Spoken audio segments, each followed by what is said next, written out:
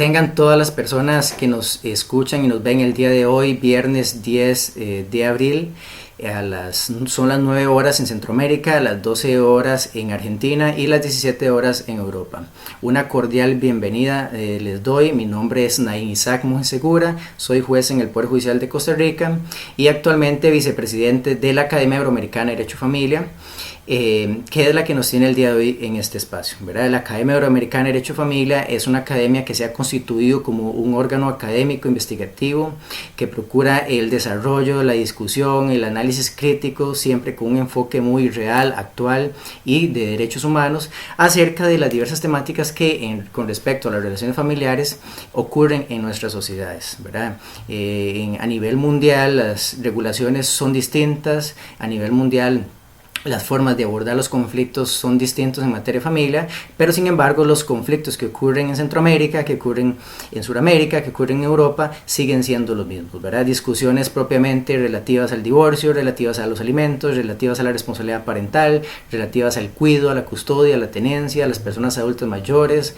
a las personas con discapacidad y personas menores de edad, o sea, tienden a ser las mismas en las sociedades, en las diversas sociedades, con algunas variaciones propiamente del contexto cultural y el contexto social que engloba y que está alrededor de todas estas relaciones familiares.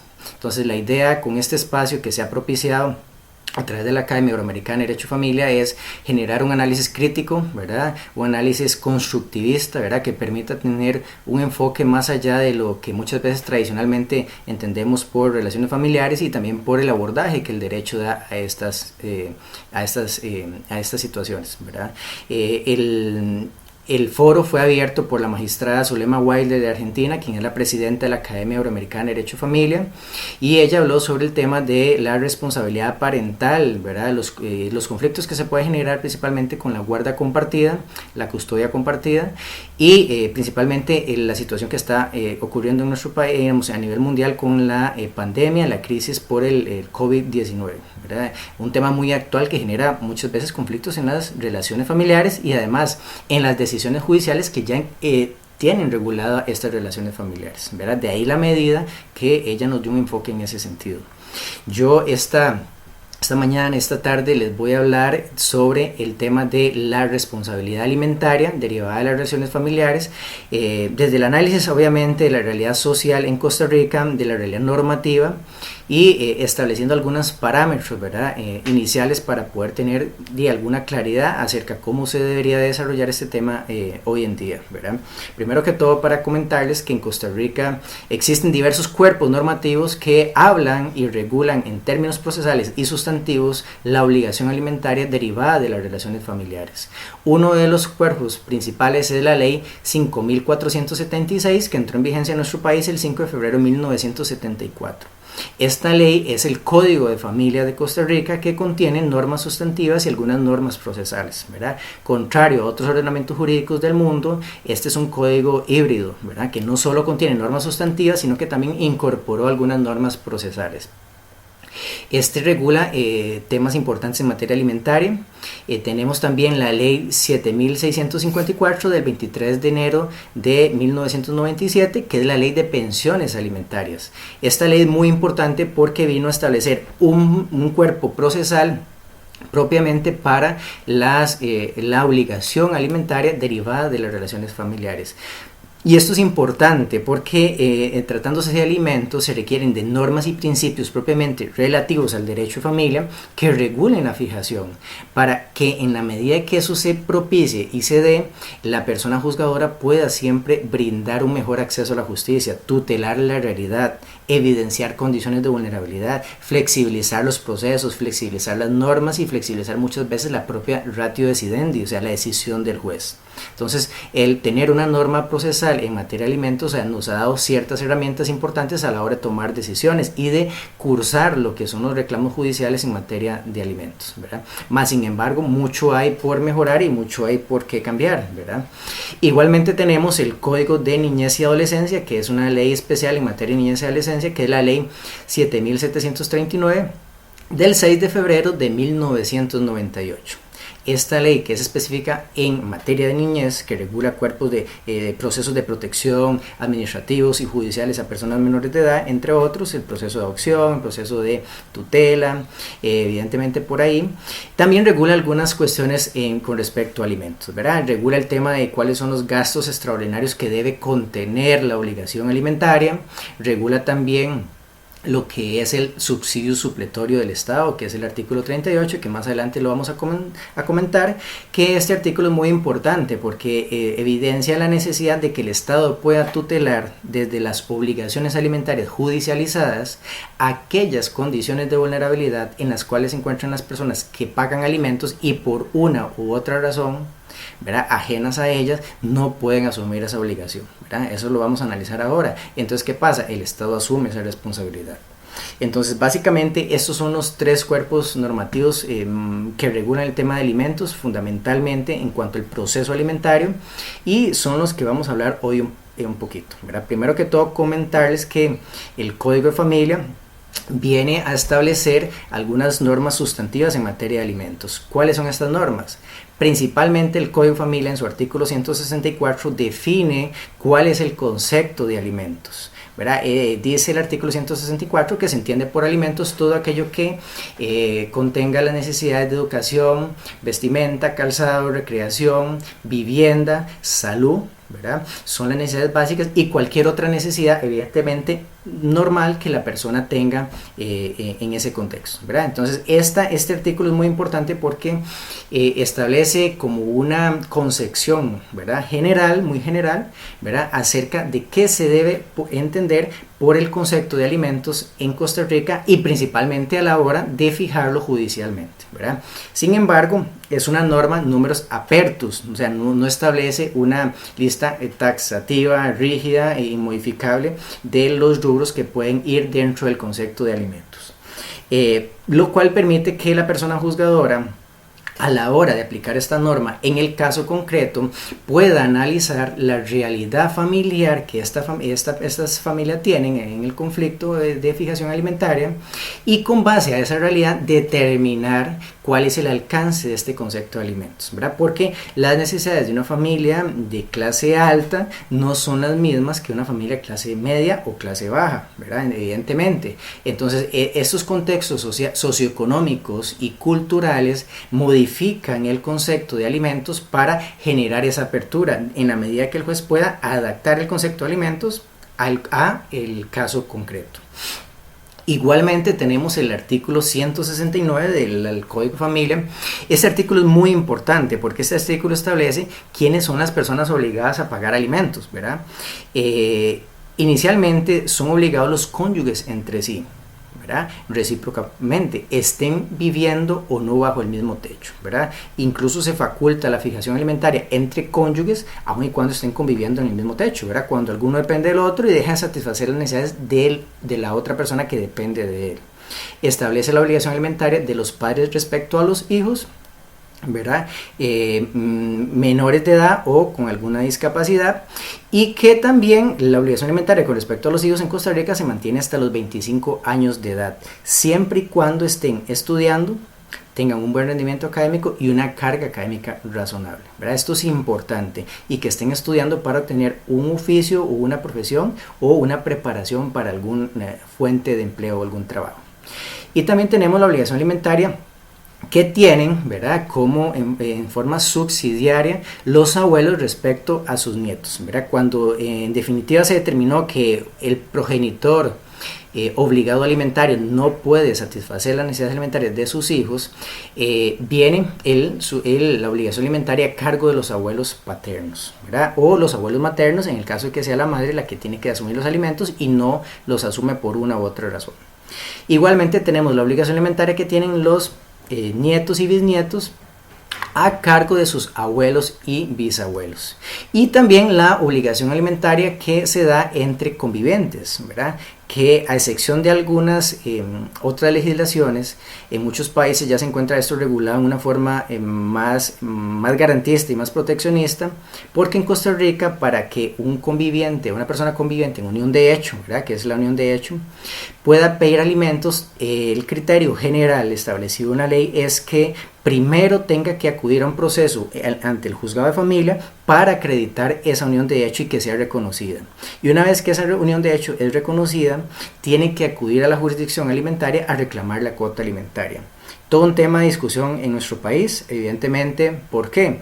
Porque el acceso a la justicia alimentaria para la mujer casada es muy ágil, fácil y sencillo, contrario al acceso a la justicia alimentaria para la mujer conviviente, ¿verdad? Entonces que ella primero tiene que acudir a un proceso judicializado donde tiene que pagar un abogado, donde muchas veces dura más de un año, y simplemente la mujer que está unida en matrimonio va con su certificación acreditando el vínculo y reclama los alimentos, ¿verdad? Entonces ya hay un enfoque, hay una disparidad con respecto no solo a la norma, sino también con respecto al procedimiento, porque si analizamos esto desde el contexto de la CEDAW y la Convención de Belén do Pará y todos los instrumentos internacionales en materia de derechos humanos de las mujeres, y también lo que son los artículos 1, 8 y 25 de la Convención Americana, que son los que la Corte Interamericana ha dicho que regulan el acceso a la justicia, podríamos implicar que eventualmente en nuestro país podría haber alguna vulneración a los derechos alimentarios de las personas convivientes o en la unión de hecho, que se encuentra regulada en nuestro país en el artículo 242 y 243 del Código de Familia. Pero es un tema que en algún otro momento podremos conversar más a fondo, ¿verdad? Entonces, estas dos normas del Código de Familia se regulan el concepto de alimentos y la legitimación activa y pasiva para reclamar los alimentos. Ahora bien, ¿qué nos interesa también de la Ley de Pensiones Alimentarias? El procedimiento que establece, ¿verdad? La Ley de Pensiones Alimentarias establece un procedimiento en tesis de principio, según el artículo 2, un procedimiento sumario, rápido, ágil, sencillo, informal, oficioso, donde el juez realmente tiene un mayor protagonismo en la conducción del proceso, en los tiempos, en la búsqueda de la prueba, en la búsqueda de la verdad real. Entonces es un proceso que en tesis de principio debería ser ágil, expedito, porque hay que garantizar algo: la perentoriedad de la obligación alimentaria. O sea, los alimentos deben de pagarse en forma urgente, deben asumirse en forma urgente, y el sistema de justicia debe propiciar eso, ¿verdad? Porque de lo contrario no tendríamos los mecanismos para hacer efectivo el derecho cuando las necesidades están a la orden del día. Esta ley establece que una vez interpuesta la demanda, el juez va a fijar la cuota alimentaria provisional en forma cautelar. Esto ya por sí nos da una señal importante, que en materia de alimentos existe un interés en cuanto a la urgencia del proceso alimentario, en cuanto a la urgencia de la fijación de una cuota. No podríamos esperar hasta que exista sentencia para que el juez o la jueza le diga a la persona menor de edad: mira, usted tiene derecho a recibir una cuota determinada por parte de su progenitor, cuando ya han pasado 6 meses, un año o más. Sino que para garantizar los alimentos inmediatos actuales, el sistema de justicia debe reaccionar en forma oportuna, y a través de eso establecer lo que es la fijación de cuota alimentaria provisional, ¿verdad? Como una medida cautelar que se encuentra regulada en el artículo 23 de la Ley de Pensiones Alimentarias, ¿verdad? Esto es importantísimo. ¿Por qué? Porque garantiza la satisfacción de las necesidades inmediatas que tienen los beneficiarios, en donde el juez acredita: mira, estas son las necesidades, este es el vínculo, esta es la legitimación, estas son las necesidades, estas son las posibilidades. Entonces toma una decisión en relación a la coherencia que arroje el resultado del análisis de esos dos contextos. Evidentemente, con el proceso se van evacuando más pruebas, se van determinando circunstancias que no estaban acreditadas inicialmente, ¿verdad? Entonces eso va a permitir que en sentencia se pueda variar o mantener ya lo fijado cautelarmente, ¿verdad? Pero ya le habrá garantizado a las partes el acceso a la satisfacción de sus necesidades notorias, evidentes y diarias prácticamente. Ok, ¿qué pasa con respecto a la obligación alimentaria en relación a la persona deudora? Existe una norma importante, y es que el artículo 27 de la Ley de Pensiones Alimentarias es un artículo que desarrolla el principio de responsabilidad parental, el principio de paternidad responsable. Este artículo indica que no es una excusa atendible para no pagar los alimentos el hecho de que la persona obligada a pagarlos no tenga ingresos, no tenga trabajos o no tenga recursos o ganancias de sus empresas o negocios para asumir la obligación alimentaria. Esta norma es tajante, en el sentido de que nos refleja la imposibilidad de que una persona deudora pueda alegar, mira, no tengo ingresos, no tengo esto, no tengo lo otro para pagar alimentos. O sea, o paga o paga. Y lo agravante de esto es que la persona en Costa Rica, la ley de pensiones alimentarias, regula lo que es el apremio corporal por deuda alimentaria. ¿Qué nos indica esto? Que aquella persona a la cual se le fija una cuota alimentaria y no puede pagarla, inmediatamente, vencido los 3 días que tiene para pagarla, ¿qué tiene que hacer la parte beneficiaria? Pedir la orden de apremio. Y la orden de apremio no es más y menos que la encarcelación de la persona deudora, no por un delito, sino por incumplir el deber alimentario. Simplemente. Y está regulado en la Ley de Pensiones Alimentarias. Artículo 24 y 25 de la Ley de Pensiones Alimentarias, que establece que la persona deudora alimentaria puede ir hasta 6 meses a la cárcel por adeudar cuotas alimentarias. Esto es riesgoso en una sociedad como la que vivimos, ¿verdad? Porque muchas veces existen personas deudoras alimentarias que por muchas condiciones de vulnerabilidad no pueden asumir la responsabilidad alimentaria y terminan siendo encarceladas, siendo privadas de su libertad. Evidentemente la norma está hecha para aquellos casos en donde la persona deudora simplemente no quiso cumplir la obligación alimentaria y existe este mecanismo coercitivo para que haga el cumplimiento de la obligación. Pero, como dijimos inicialmente, en materia de alimentos, en materia de derecho de familia, no podemos valorar todos los casos de la misma medida que valoramos la mayoría, ¿verdad? Cada caso es cada caso, cada contexto refleja realidades familiares y sociales diferentes que nos llevan a un abordaje holístico, o sea, a ver el panorama familiar a través de esa necesidad de evidenciar aquello que muchas veces las familias no nos dicen en los procesos y que en su mayoría los jueces no vemos en los procesos, ¿verdad? Por eso es que el juez tiene que ser muy crítico, muy analítico y ver más allá de lo que está detrás del papel o incluso de las palabras que dicen las personas a través de las audiencias o las declaraciones en los procesos familiares. Por eso es que esta norma debe ser interpretada con mucho cuidado, evidentemente porque puede sujetar a personas que tienen condiciones de vulnerabilidad al cumplimiento de ciertas responsabilidades que no pueden pagar.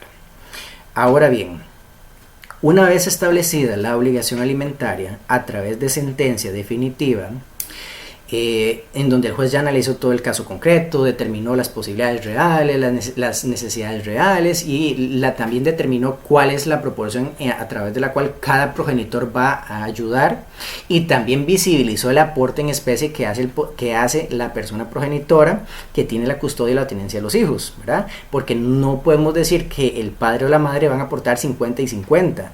Cuando quien asume toda la tenencia, la administración del hogar, la atención de los alimentos, la educación, el sueño, las actividades académicas de los niños es la madre y el padre solo le vamos a decir de determinada cuota alimentaria, sin evidenciar la necesidad que tiene el padre también de asumir en forma solidaria lo que es las atenciones en especie del hogar.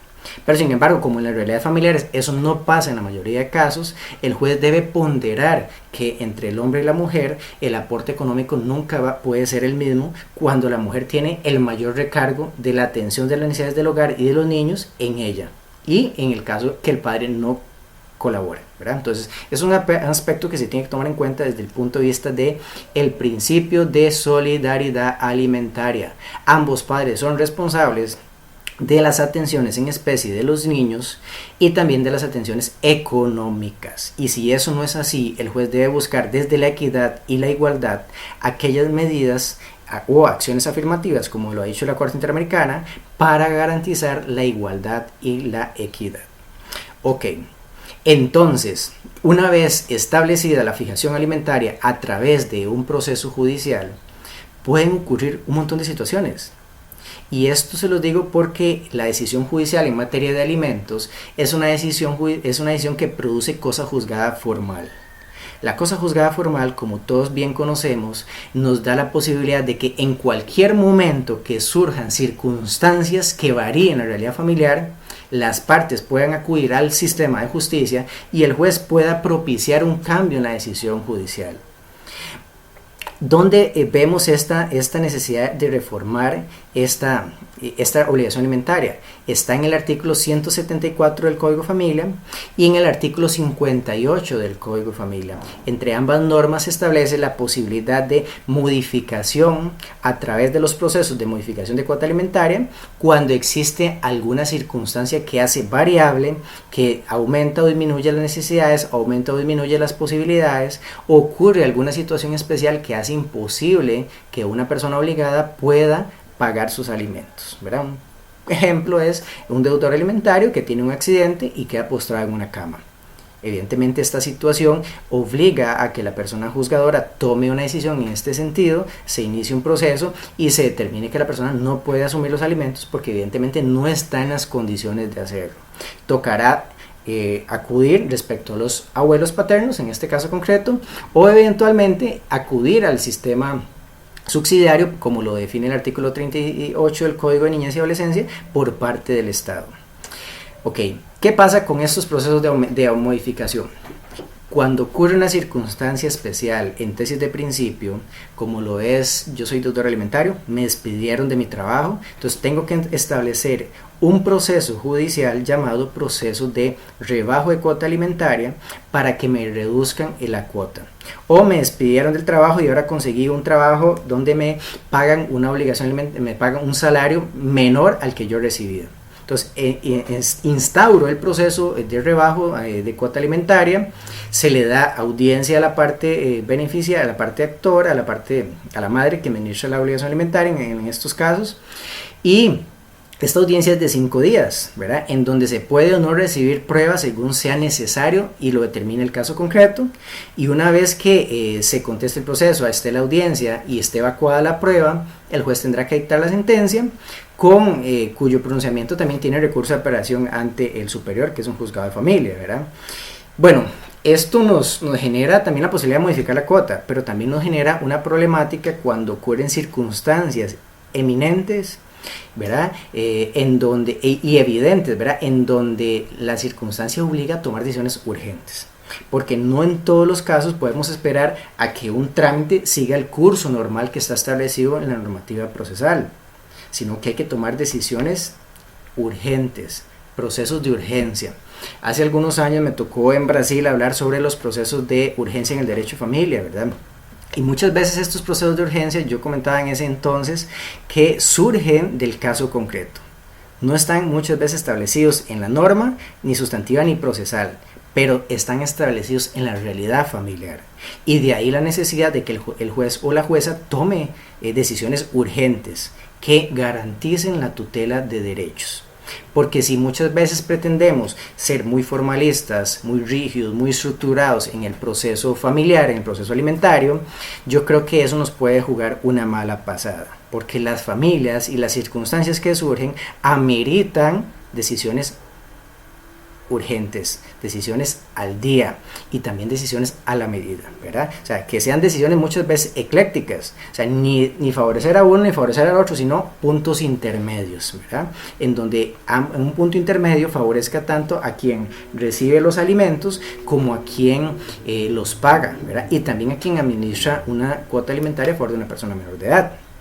Entonces, ¿por qué hablo de esto?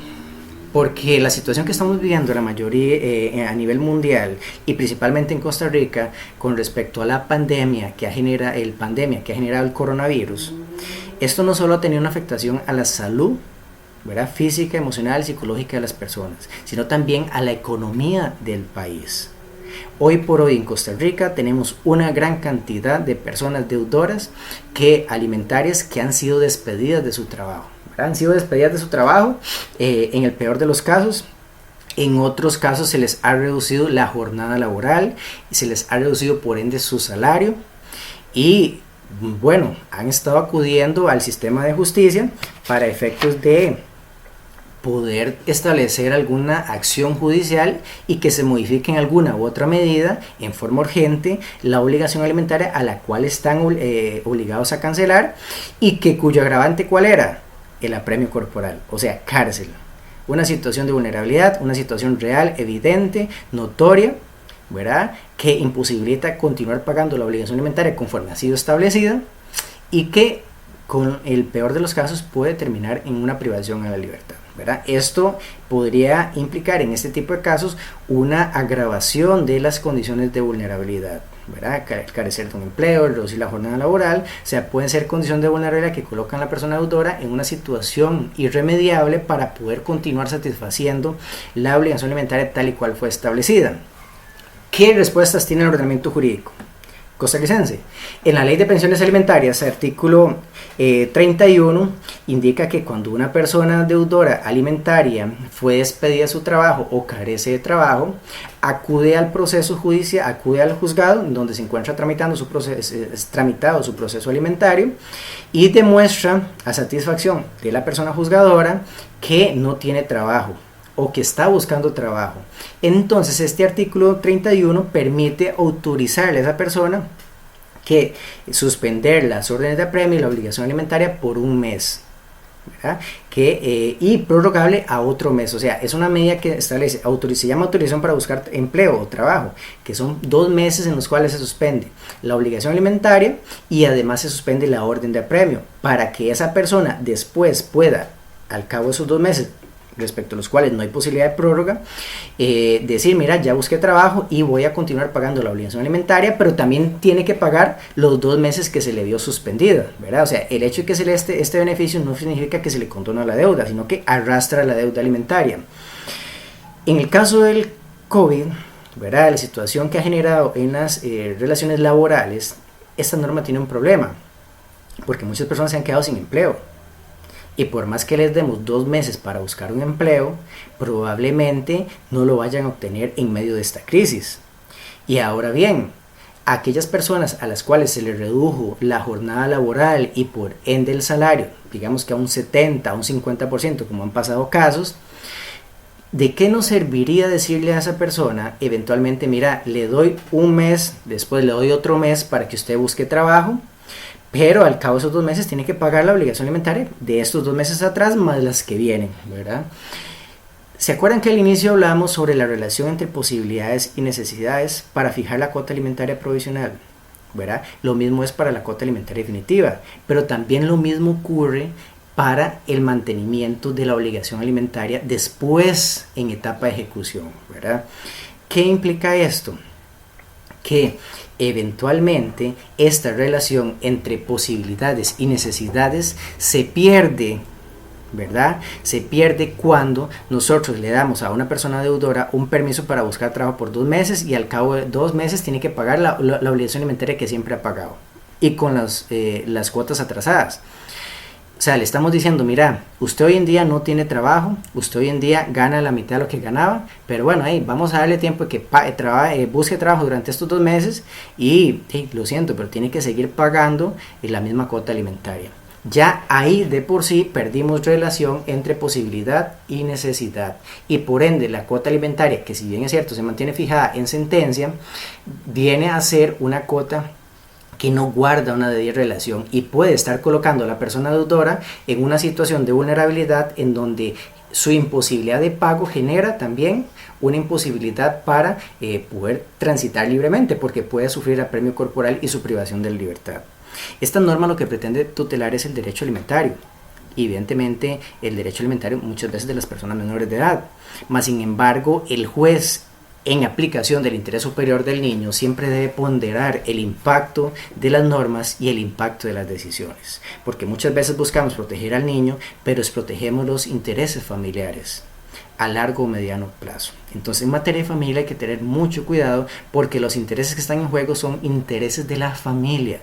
El juez de familia o la jueza de familia debe de proteger tanto los derechos de la persona menor de edad como los derechos de la madre y del padre, porque tiene que ver este conflicto familiar no en forma aislada, sino en forma global conjunta. Evidentemente con ciertas protecciones características y especializadas para cierto sector cuando se encuentra en una condición de vulnerabilidad, ya sea el niño, ya sea el padre o sea la madre, pero protegiendo siempre el núcleo familiar y maximizando la protección para quien está en una condición de desventaja. Esto nos lleva a un escenario, cuestionarnos el fin de la norma, el espíritu de la norma y el resultado de la norma en el caso concreto. Entonces, esta medida no nos ofrecería mayor protección o mayor garantía para tutelar los derechos de una persona deudora que ahora, en relación a la crisis, ha sido suspendida, ha sido cesada de su trabajo o reducido la jornada laboral. El otro beneficio que tenemos es el pago en tractos, que está en el artículo 32 de la Ley de Pensiones Alimentarias. Este artículo nos ofrece un panorama muy importante porque también permite que la persona deudora alimentaria que tiene cuotas atrasadas, o sea, cuotas viejas que debe, ¿verdad?, pueda pedirle al juez, ¿verdad?, que le autorice pagar en tractos. Entonces, pagar en tractos implica fraccionar la deuda total en montos más pequeños, reducibles y que puedan ser asumidos a corto o mediano plazo, ¿verdad? Pero siempre y cuando se tiene que determinar que son deudas atrasadas, que tiene deudas atrasadas y que también va a haber un pago sucesivo, ¿verdad? Fraccionado.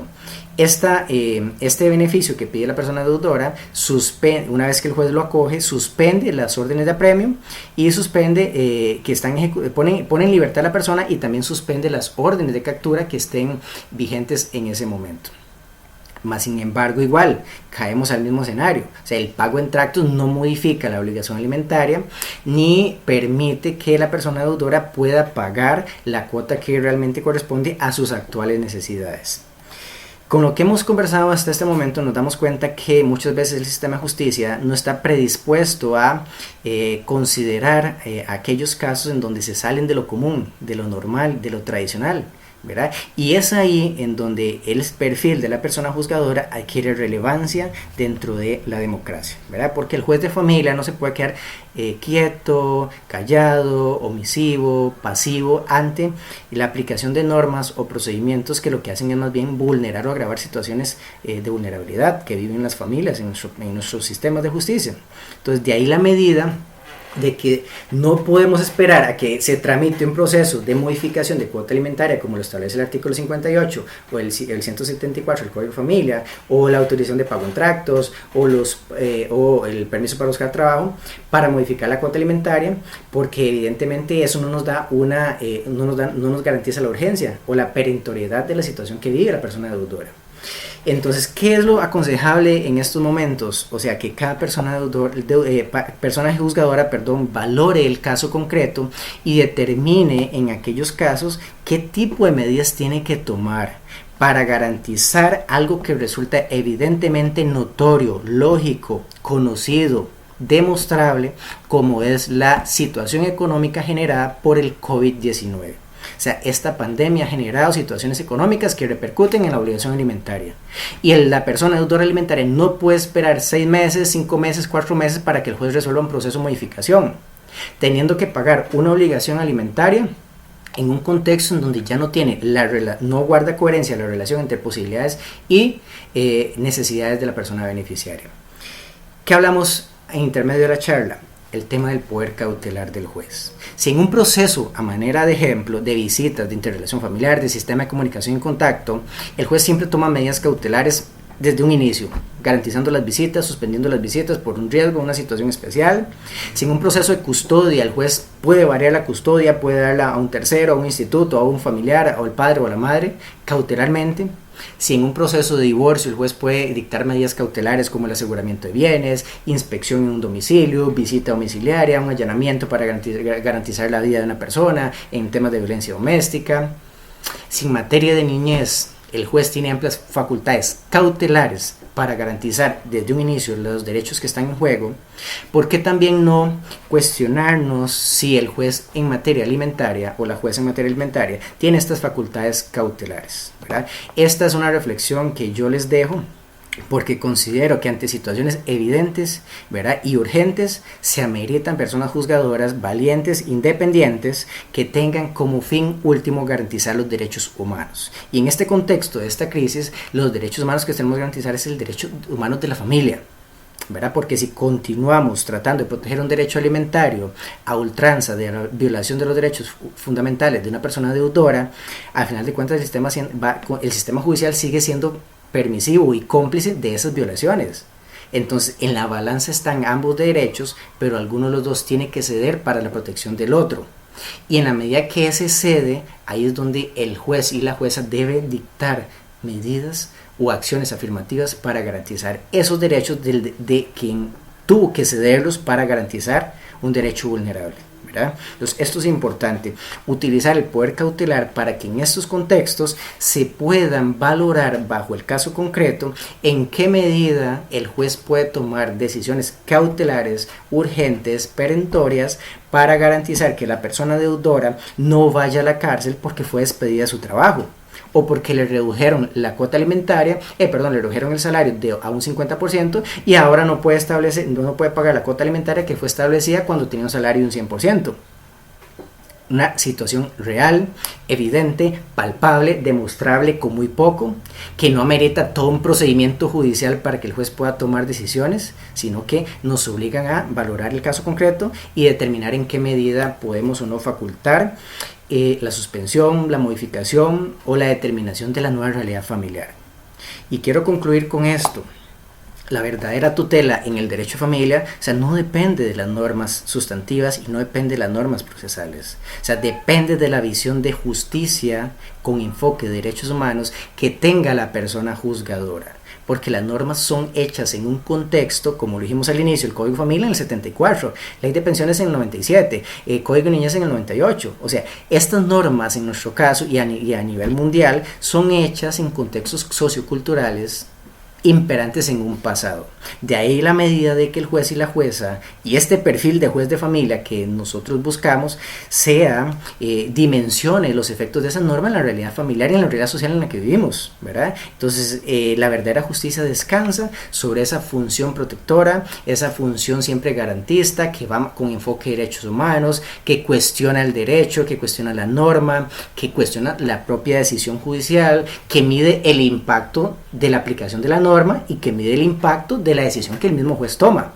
Entonces, esto es fundamental hoy en día, porque si a un juez de familia, a una jueza de familia, le damos el código, le damos la ley, apréndasela y tome decisiones, no le estamos dando las mejores herramientas. Debemos de darles aquellas competencias que los enseñen a tomar decisiones que muchas veces son en casos en donde no están regulados en la norma, o nunca ha existido ni siquiera una jurisprudencia u otra decisión que los haya resuelto. O sea, el juez hoy por hoy tiene que aprender a tomar decisiones con independencia, con imparcialidad, y cuando el juez decide apartarse de una norma o apartarse de un procedimiento riguroso y específico, esa acción se legitima siempre y cuando su fin sea tutelar los derechos humanos, los derechos fundamentales contenidos en ese proceso. Entonces vean la importancia de confrontar la norma con la realidad, porque ello va a implicar la garantía de un verdadero acceso a la justicia y la garantía de la tutela judicial efectiva. Quiero terminar agradeciéndoles la oportunidad de estar aquí con ustedes. Es para mí muy importante poder compartir esta visión, digamos, que de lo que ocurre con el derecho alimentario en Costa Rica también, y esta visión desde el punto de vista de derechos humanos que mi persona puede proyectar, ¿verdad? Que es puede ser muy cuestionable, muy criticable, ¿verdad? Pero tiene siempre un enfoque de derechos humanos con un límite, ¿verdad? Racional, ¿verdad? De legitimidad de la propia acción de la persona juzgadora para garantizar tales derechos, ¿verdad? Ha sido una gran oportunidad de contar con ustedes, espero poder verlos pronto. El próximo martes nos va a acompañar la ex magistrada de familia, la doctora Marta Gómez Alicina, ¿verdad? Ex magistrada de Argentina, que va a hablar sobre otro tema trascendental en el derecho de familia. Desde la Academia de Derecho de Familia Euroamericana les deseamos lo mejor, que tengan mucho cuidado con su salud ante esta situación que estamos viviendo, y a las personas juzgadoras, por favor, tomar conciencia de las decisiones que estamos tomando, tomar conciencia de los procesos que estamos aplicando y siempre tratar de efectivizar al máximo las decisiones que tomamos, ¿verdad? Garantizando siempre poder proteger los derechos de las personas que están involucradas en los procesos, ¿verdad? Sea el hombre, la mujer o el niño o la persona menor de edad.